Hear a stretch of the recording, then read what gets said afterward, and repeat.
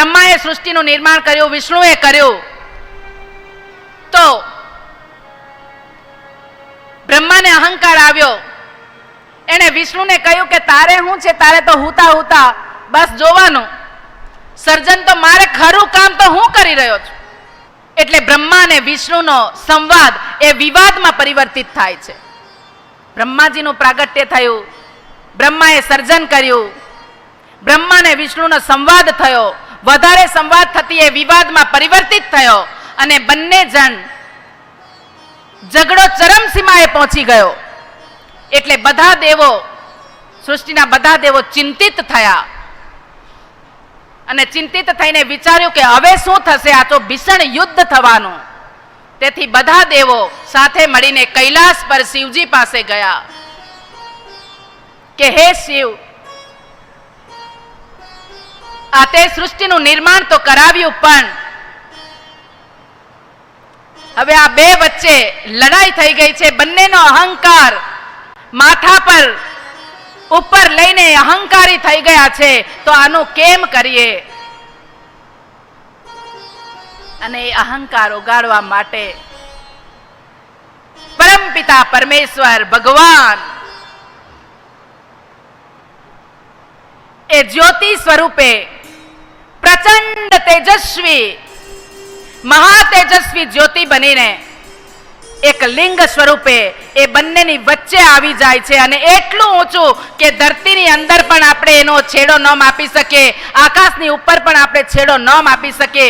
એટલું ઊંચું એક વસ્તુ જ્યારે એક અગ્નિના ગોળા જેવું આવી ગયું, ત્યારે બ્રહ્મા અને વિષ્ણુ પણ વિસામણમાં પડી ગયા કે આ શું થઈ ગયું,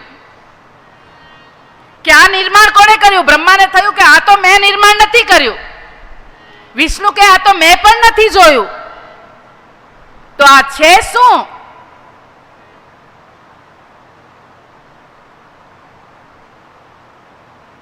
વિષ્ણુએ વરાહનું રૂપ લીધું, બ્રહ્માએ ગરુડનું રૂપ લીધું. બંને એક જણ કે વિષ્ણુ કે હું નીચે જાઉં ધરતીમાં, છેડો શોધી જ કાઢીએ, એનો અંત ક્યાં છે. એક નીચે ગયા, એક ઉપર ગયા,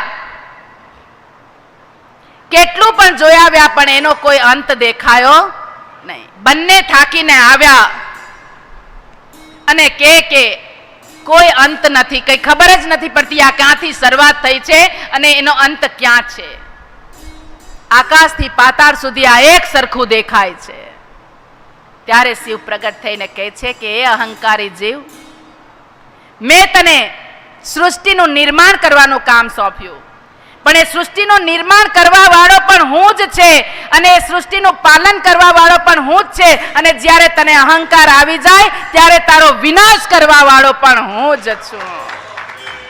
અને એ મારો રુદ્ર અવતાર છે. એમણે પહેલેથી કહ્યું હતું કે એ મારો જે સંપૂર્ણ અવતાર હશે એ રુદ્ર અવતાર છે. અને એ રુદ્ર અવતાર રૂપે એ સ્તંભ રૂપે પ્રગટ થયા અને એ શિવજીનું જે પ્રાગટ્ય થયું જ્યોતિ સ્વરૂપે, પ્રચંડ જ્યોતિ સ્વરૂપે, પ્રકાશમય જ્યોતિ સ્વરૂપે, એને લોકોએ શિવ કહ્યા.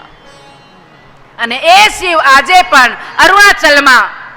અરુણાચલ પ્રદેશમાં એ પ્રતિષ્ઠિત છે એ લિંગ. પણ આટલું મોટું લિંગ લોકો ન જોઈ શકે એટલે નાના સ્વરૂપમાં બિરાજમાન થયા, પણ ફક્ત અહંકાર ઓગાળવા માટે.